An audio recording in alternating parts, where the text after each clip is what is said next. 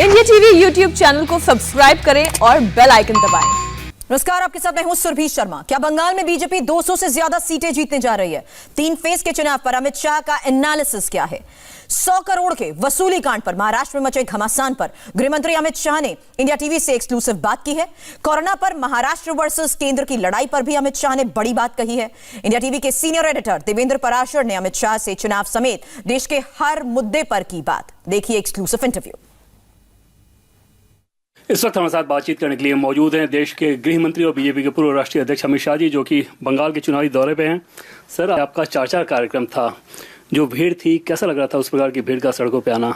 बहुत अच्छा response Bharatiya Janata party के कैंपेन को मिल रहा है। 4 जगह पे आप साथ में ही थे। शायद ही वो रोड पर घर पे कोई रहा होगा। पूरे कार्यक्रमों के दौरान जिस प्रकार का रिस्पांस था, उससे ये तय है कि मोदी जी के नेतृत्व में यहाँ बंगाल में जिस दिन परिणाम घोषित होंगे, 200 से ज्यादा सीटों के साथ भारतीय जनता पार्टी की सरकार बनेगी। जिस प्रकार से ऊपर बालकनी से मैंने देखा कि जगह पे लोग फूल फेंक रहे थे, वो ये बता रहा था कि आपके विरोधी जिन मसलों को लेकर आगे बढ़ रहे हैं, कम से कम जनता के बीच वो मसले नहीं जा पा रहे हैं।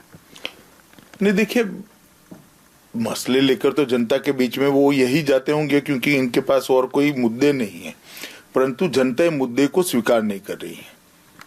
ये किसी भी प्रकार की नेगेटिव बातों के करने के अलावा अब तृणमूल कांग्रेस के पास कोई कैंपेन बाकी नहीं बचा है।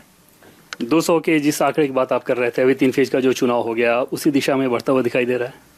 जी जरूर है। 3 फेज के अंदर हम लगभग 63 से 68 के बीच में सीटें जीतेंगे और आगे के फेज में भी इसी प्रकार से हमारी लीड बढ़ती जाएगी। सर, बंगाल की राजनीति में अपीजमेंट शब्द का बहुत ज़्यादा इस्तेमाल हुआ था, लेकिन अब देखें तो यहाँ के मुख्यमंत्री अपना गोते बता रही हैं, मंत्र पढ़ रही हैं। कैसे देखते हैं इसे? देखिए, मंदिर जाना, मंत्र पढ़ना एक बात है और वोट बैंक की राजनीति करना अलग बात है। अभी भी वो माइनॉरिटी को, मुस्लिम वोटर्स को माइक में से अपील कर रही है कि साहब एकजुट होकर मेरे साथ आइए। मैं नहीं मानता है लोकतांत्रिक तरीका है। और अब मंदिर जाने से कुछ नहीं होने वाला, बहुत देर हो चुकी है। जी हाँ सर, जैसा कि आपने कहा कि पहली बार से शायद इस तरह से खुल्लम खुला हुआ कि कोई मुख्यमंत्री अपील कर रही है कि माइनॉरिटी वोट में डिवीजन नहीं होना चाहिए। जी, मेरे तो शायद चुनाव आयोग ने भी संज्ञान लिया है, उनको नोटिस दिया है इनके इस वक्तव्य पर। आगे आने वाले दिनों में सर, जो बीजेपी का डेवलपमेंट का एजेंडा यहाँ पे लोगों को दिया गया, आपको लगता है कि यहाँ ग्राउंड पे उसका ट्रैक्शन ठीक है? नहीं, बहुत ठीक है। देखिए, हमने ढेर सारी चीजें कही है। एजुकेशन के लिए कहा है, बंगाल की संस्कृति के बढ़ावे के लिए और उसके संरक्षण और संवर्धन के लिए हमने बहुत सारी बातें कही हैं। महिलाओं के लिए मुफ्त शिक्षा की बात हमने कही है। उद्योगों के लिए भी गृह उद्योग, लघु उद्योग, मध्यम उद्योग और बड़ी इंडस्ट्रीज और इवन व्यक्तिगत, जिसको कह सकते हैं कि कई प्रकार के स्टार्टअप्स और बहुत सारी योजनाओं को हमने दिया है। कृषि को भी बढ़ावा देने के लिए ढेर सारी चीजें लेकर आए। इरिगेशन का बढ़ावा देना है, मछुआरों के लिए भी अच्छी एक स्कीम लेकर आए हैं। और जो अब तक निग्लेक्टेड वर्ग थे, जैसे यहाँ बहुत बड़ा तीर्थ पुरोहितों का एक वर्ग है, कीर्तनकारों का एक वर्ग है, उसको भी हमने एड्रेस करने का प्रयास किया है। और कलकत्ता को एक वर्ल्ड क्लास सिटी बनाने के लिए भी 20,000 करोड़ के फंड का हमने हमारे संकल्प पत्र के अंदर प्रावधान किया है। मैं मानता हूँ इन सब चीजों का कहीं न कहीं बंगाल के मतदाता पर बहुत अच्छा और पॉजिटिव असर हुआ है। और चूंकि मोदी जी का एक रिकॉर्ड रहा है कि जो हमारे संकल्प पत्र होते हैं, मोदी जी उसका फॉलोअप भी करते हैं और मोदी जी उसको जमीन पर ले भी जाते हैं। तो मोदी जी के नेतृत्व में भारतीय जनता पार्टी की एक साख बनी है। वो साख के कारण संकल्प पत्र को और ताकत मिलती है। सर, जो पॉलिटिकल मूड है, ग्रामीण बंगाल की बात कर लें और शहरी बंगाल की बात कर लें, दोनों में कोई फर्क दिख रहा है? आज हम लोग शहरी इलाके में थे, लेकिन जबरदस्त भीड़ वहाँ भी दिख रही थी। नहीं, आज आप शहरी इलाके में भी थे, ग्रामीण इलाके में भी, दोनों जगह पे समान रिस्पांस मिल रहा है। दोनों जगह पॉजिटिव रिस्पांस मिल रहा है। मुझे लगता है जब परिणाम आएगा तो शायद मैंने जो 200 से ज्यादा वाला आंकड़ा का है वो भी कम पड़ेगा, इस प्रकार का अभी तो माहौल दिख रहा है। ये सवाल मैं सर इसलिए पूछ रहा था, कुछ पॉलिटिकल एनालिस्ट ये कहते हैं ग्रामीण बंगाल में बीजेपी बहुत अच्छा कर रही है लेकिन शहरी बंगाल में शायद टीएमसी अच्छा कर रहा है। नहीं, आज आप थे, मानो हावड़ा मध्य पूरा शहरी सीट है, मगर अच्छा वातावरण है। मुझे तो कोई फर्क नहीं दिखता ग्रामीण इलाकों में और शहरी इलाकों में वातावरण की दृष्टि से। सर एक चीज अंडर करंट बंगाल में वो दिख रहा है क्या इस बार, कि उसको लेके जिससे बहुत कुछ जो सर्वे लोग कर रहे हैं वो रीड नहीं कर पा रहे हो शायद? नहीं, बहुत बड़ा अंडर करंट है। देखिए, कलकत्ते के अंदर रहने वाला भी नागरिक ये चिंता में है कि घुसपैठ न रुकी तो अल्टीमेटली 10 साल के बाद कलकत्ता की भी स्थिति क्या होगी। अब सिर्फ ये घुसपैठ उत्तर बंगाल का इश्यू नहीं रही है, 24 परगना तक आ गए, हावड़ा तक आ गए। बंगाल की राजधानी कलकत्ते में भी कब पहुंचेंगे, ये सबके मन में एक सवाल खड़ा ही है। और ये अंडरकरंट जो चल रहा है कि घुसपैठ इसलिए हो रही है क्योंकि घुसपैठियों को वोट बैंक के रूप से देखा जा रहा है। राजनीतिक स्वार्थ के कारण घुसपैठ को बढ़ावा दिया जा रहा है। और मैं मानता हूं यहाँ जिस प्रकार से तुष्टीकरण हुआ, आप दुर्गा विसर्जन करने के लिए कोर्ट से परमिशन लेनी पड़ती है, सरस्वती पूजा स्कूलों में बंद कर दी गई, तो एक बहुत गुस्से का माहौल है। और कुल मिलाकर कटमनी, सिंडिकेट, भ्रष्टाचार और राजनीतिक हिंसा, इस पर भी बड़ा गुस्सा है। और इसके सामने मोदी जी का जो रिकॉर्ड है उसको देखते हुए बंगाल की जनता को मोदी जी के नेतृत्व में भारतीय जनता पार्टी से काफी आस बंधी है। तो मुझे लगता है तृणमूल कांग्रेस और कम्युनिस्ट पार्टी से निराशा और मोदी जी से आशा, ये हमारे विजय का मूल आधार बनने वाला है और यही अंडरकरंट चल रहा है।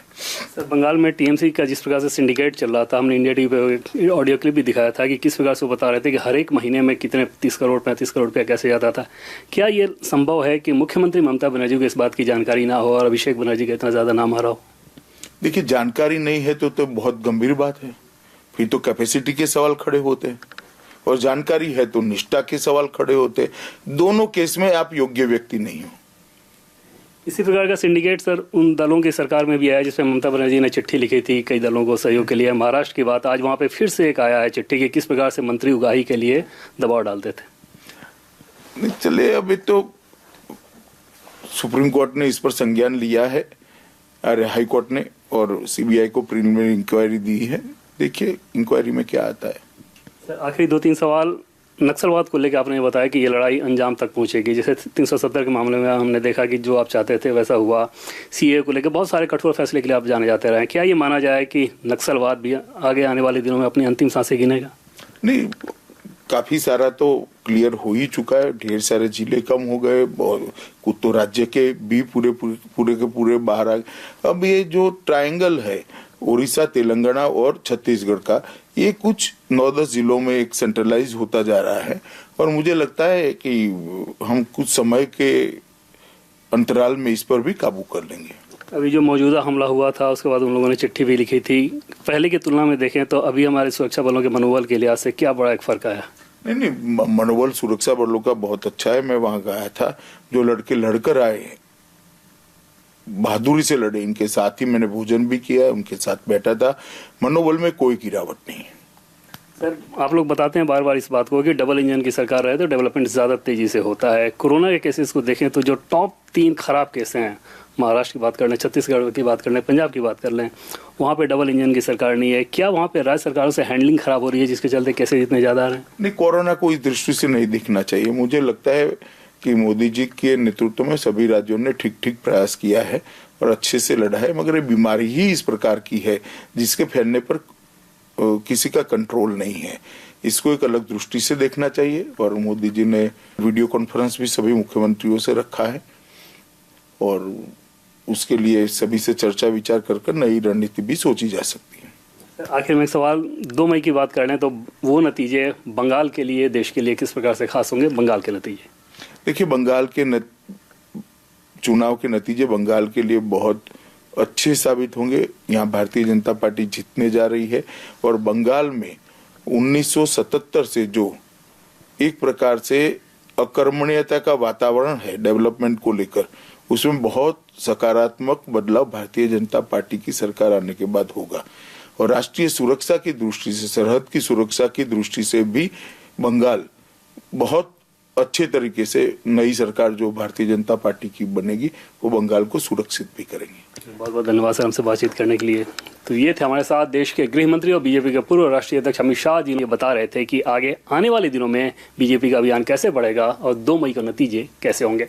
कैमरा पर्सन विजय के साथ देवेंद्र पराशर, इंडिया टीवी, कोलकाता। नमस्ते, मैं हूं मीनाक्षी जोशी। वीडियो और खबरों से अपडेट रहने के लिए India TV YouTube channel subscribe करें, बेल आइकन दबाना ना भूलें। जुड़े रहें इंडिया टीवी के साथ।